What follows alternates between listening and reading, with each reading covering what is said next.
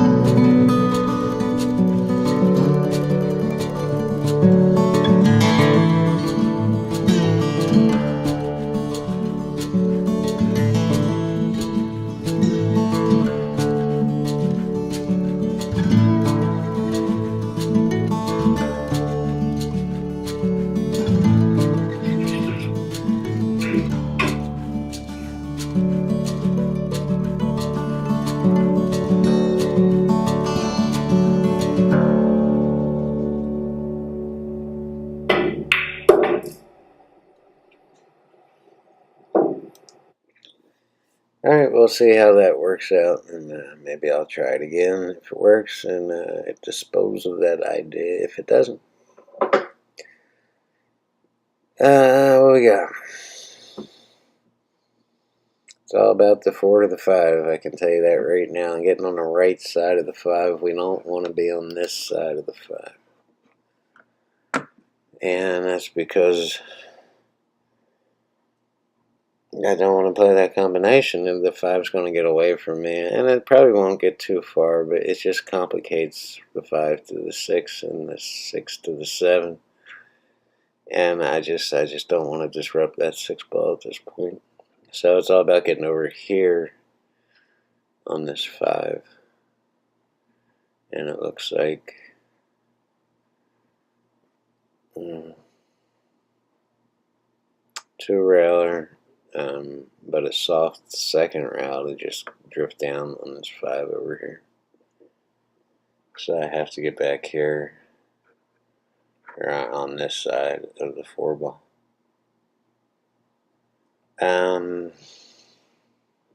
Everything else looks pretty easy. 6 to the 7 could be an issue, but I don't think it will be. The 1 to the 2. I'm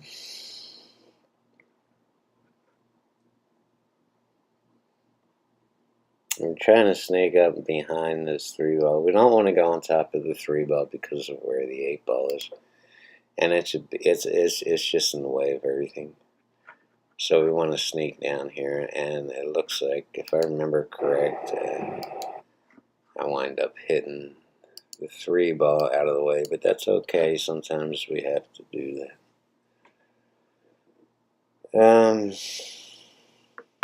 A little bit of top might have helped it. I think I just put straight right, no bottom, no top, just right hand English on this to spin the 1 in and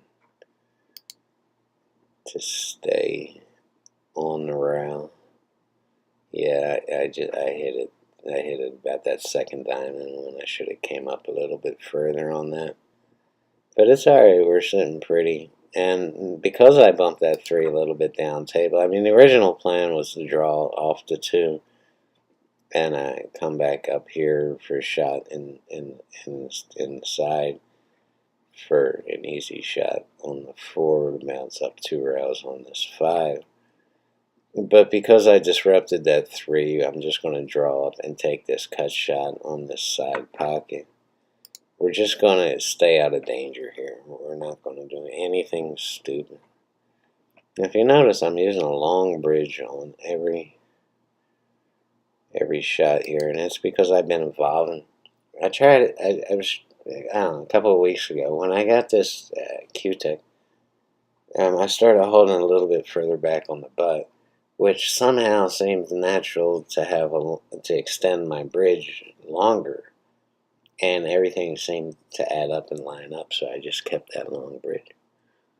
So in my older videos, you'll see me shoot using a shorter bridge and being more jacked up on the Q. And I'm just evolving as a player. It's just part of pool. You're always adapting. Always adapting. Always trying new things. Always fixing problems. And it just doesn't end. So just pull back on this 2 a little bit. Don't get snookered behind the 8. And give yourself a shot. And it's perfect. Just play it safe. We're going to shoot the 3 in the side and bounce all the way down to the end rail again, just like we shot the 1, and pull up on the 4. So here on this 4-ball shot, if you put draw on it, you're going to go 3 rails. You're going to hit the 7, but if that 7 wasn't there, if you drew this, you would come down on this side of the 5-ball. And we don't want to be on that. It's the same lined up shot, but now we have to forget about the draw and put top on this ball and a little bit of left to keep it from this sharp angle. And coming up this way, we just want to go a long straight shot, 2 rails, and just trickle down on the 5-ball. And we got a little help from that Ted, but if that Ted wasn't there, we'd have been in the same exact position. So. And that's just a pullback. And here's a tricky shot that people wind up doing too much with. And the simpler you can keep this game, the better off you're going to be. If you can avoid moving the cue ball as much as you can, and while still getting the right angle on the next ball, that's the way to do it. You know, I could go 3 rails on this and try to get, closer to the 7, but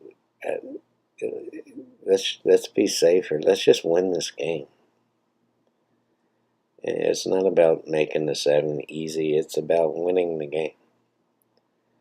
So if we hit this 6 full and draw back a little bit, still hit it on an angle, but more full than you would if you went, 3 rails.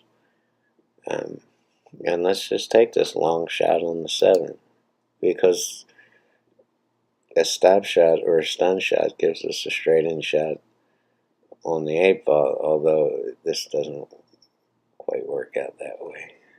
But that's the philosophy behind keeping that ball, giving yourself a good shot on the 7 instead of a perfect shot on the 7. So that was a stun shot, which is a stop shot while still having an angle on the next ball. And it doesn't leave me straight in. I'm not straight in on this 8. This cue ball is coming off over here.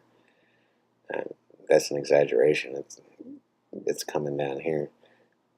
But there's an angle, and we can't shoot it softly because it's a ridiculously hard shot on the 9. So to straighten this 9-ball out, in an attempt to get more straight in on it, I hit it really hard and just follow it and come down with this rail and this rail and attempt to go 3 rails, but the rails are dead.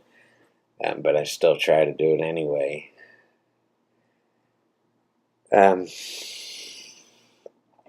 There's no chance of scratching here, so let's just rear back and hit this ball hard.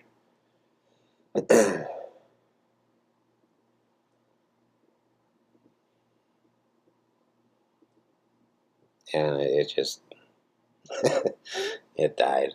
So here we are with a long shot, but these long shot, I mean, this shot is better than if we wound up over here on this rail. If we tried to hit it softly like a wuss, it would have been terrible. We probably would have missed the 9 ball. So the odds are a little bit more in your favor on this shot. And long shots never intimidated me. They intimidate a lot of people. I don't know why I'm like this. I've always practiced long shot. One of the first things I do when I get on a table that I'm not familiar with is set up long shots and shoot them. And just to get my eyesight down and my stroke down. That's one of the things I practice. So it ain't no big deal. Don't draw this ball. And that's another thing that a lot of guys do, and it screws them up because they wind up rattling the 9 ball, is that they put draw on it. And they wind up hitting this long rail right near the point of the pocket. And it happens real fast so you don't see it, but they wind up right on the 9 ball, and then it bounces out a couple inches, and your opponent comes to the table and just sinks it. Don't draw this ball. There's no scratch here, so you don't, unless you go, all the way back down in this corner, there's no possibility of a scratch on this shot. Just shoot it like a man. Anyway, that's it. Another video. It's a new system. I don't think it's going to work. I think it makes the videos a little bit too long.